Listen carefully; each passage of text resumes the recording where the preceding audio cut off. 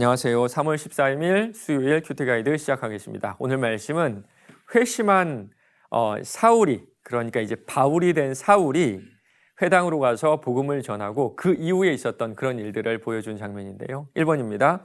강건해진 사울이 즉시로 한 일은 무엇입니까? 20절입니다.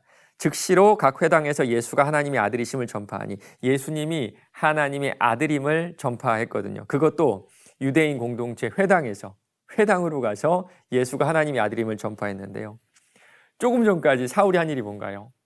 주도적으로, 정말 적극적으로 예수님이 하나님의 아들이라고 말한 사람들을 잡아다가 가두고 죽이는 그런 역할을 했죠. 그런데 이제는 그가 예수는 살아계시고 그가 바로 하나님의 아들임을 공개적으로 선포하고 있는 겁니다. 그리고 여기 오늘 보면요, 즉시라는 말, 즉시로 맞습니다. 예수님 만난 사람은요, 즉시로 변하게 돼 있고요. 그때 만난 그 이야기, 그 간증거리는 주저할 필요도 주저할 이유도 없다는 것을 알게 됩니다. 2번입니다. 사울이 복음을 전하자 사람들은 어떻게 반응합니까? 21절, 22절 보면 처음엔 좀 놀라죠. 많이 놀랍니다. 유대인들은요, 사울이 나타나서 그리스도인들을 체포하리라고 기대를 했습니다. 그런데 바로 그 사람이 예수가 하나님의 아들이라고 지금 강력하게 전하고 있는 거예요. 그리고 사울의 증거에는 힘이 있었던 것 같은데요. 특별히 사울이 증언했다 할 때 이 증언은요, 모으다라는 뜻이 있거든요. 모으다. 사울은 유대인 중에 유대인이었죠. 유대인 중에 가장 덕망이 있었던 가말리아의 제자였고요. 아마 그 사울은 그 누구보다도 구약 성경에 대한 지식들, 구약 성경에서 말한 메시아에 대한 그런 증거들을 가지고 있었는데, 지금 사울이 그 모든 증거들을 다 모으면서 예수가 바로 하나님의 아들임을 증언하고 있는 겁니다. 이 설교를 들은 유대인들은 먼저 놀랐고, 그 다음은 당혹했고, 그 다음은 사울을 죽이려고 합니다. 3번입니다. 예루살렘의 제자들이 사울을 두려워하자 바나바가 한 일은 무엇입니까? 27절입니다. 바나바가 데리고 사도들에게 가서 그가 길에서 어떻게 주를 보았는지와 주께서 그에게 말씀하신 일과 다메섹에서 그가 어떻게 예수의 이름으로 담대히 말하였는지를 전하니라. 유대인들만큼 놀란 것이 바로 그리스도인들이었습니다. 사울이 어떤 사람인지는 아마 다 알고 있었겠죠. 저 사람이 적극적으로 우리를 잡아 죽이는 사람, 잡아다 가두는 사람. 그런데 갑자기 그가 변해서 예수를 전하니까 여러분 믿겨졌을까요? 저 같아도 안 믿겨졌을 것 같아요. 도리어 스파이 아니야? 스파이 아니란 의심이 드는 것이 훨씬 더 합리적이죠. 거짓말로 교회에 잠입해서 결국에는 교회를 완전 와해하려는 음모로밖에는 보이지 않거든요. 26절 보면 성도들도 사울의 변화를 믿지 않았어요. 더욱더 의심의 눈초리로 봤을 건데요. 그때 바나바가 나서기 시작해요.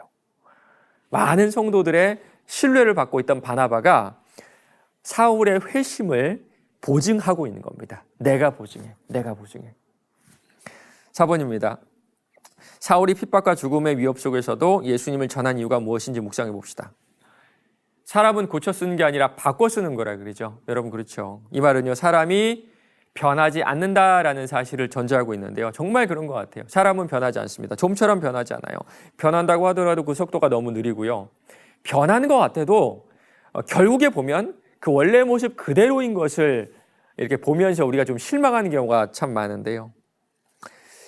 그래서 사람을 고쳐 쓸 생각을 하면 시간이 너무 많이 들기도 하고, 또 그러기에는 고쳐 쓰기 원하는 나도, 또 고쳐 쓰면 하는 그 사람도 너무 악하다는 사실을 우리가 다 알게 되죠.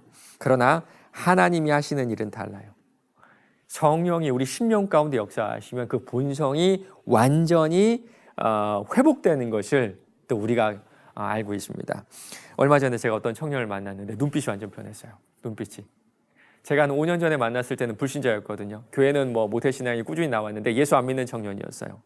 그런데 얼마 전에 만났는데 눈빛이 변해서 물어보니까 아니나 다를까 예수님을 만난 겁니다. 말투도 달라지고요. 인상도 달라지죠. 여러분도 아시죠? 그렇죠? 눈빛 자체가 달라지고 비전도 달라지고 지금 내 삶을 대하는 태도도 완전 달라져요. 맞습니다. 목숨을 걸고 기독교인들을 죽이려고 하던 지금 사울이 지금은 목숨을 걸고 예수님을 세상 가운데 전하고 있어요. 오직 하나님만 사람을 고쳐 쓰실 수 있는 능력이 있음을 깨닫게 됩니다. 마지막 5번입니다. 나는 주의를 감당하다가 핍박을 받은 경험이 있습니까? 고난 속에서도 주님을 위해서 살기 위해 나에게 필요한 것은 무엇인지 생각해 봅시다. 예전에 군대 있을 때 처음에 이제 자대 배치 받아서 가니까요. 선임병들이 교회 가지 말래요. 교회를 가면 안 된대요. 그래서 제가 어떻게 했을까요? 안 갔습니다. 안 갔어요. 교회를 못 가게 되는 그 상황이 제 스스로 너무 납득이 안 되는 거예요. 하나님이 너무 원망이 돼가지고 더 적극적으로 한동안 교회를 안 갔던 기억이 나는데요. 지금 돌아오면 후회가 돼요. 교회를 갈 걸. 조금 저항하고 좀 반항 좀 할 걸.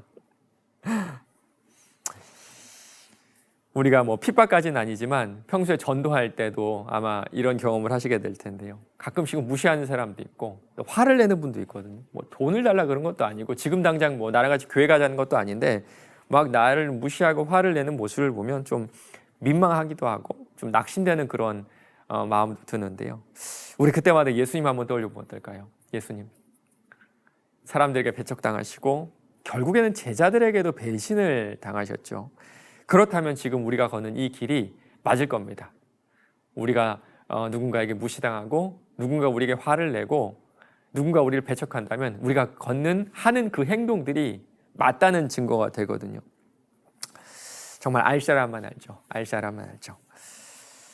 생생하게 나를 만나주신 그 예수 그리스도, 그 감격과 그 사랑이 오늘 무너지는 나를 일으키는 유일한 힘이 되는 줄로 믿습니다. 오늘 하루도 내가 만난 하나님을 신뢰하며 그 예수 그리스도의 길을 묵묵히 따라가시는 저와 여러분 되시기를 바랍니다.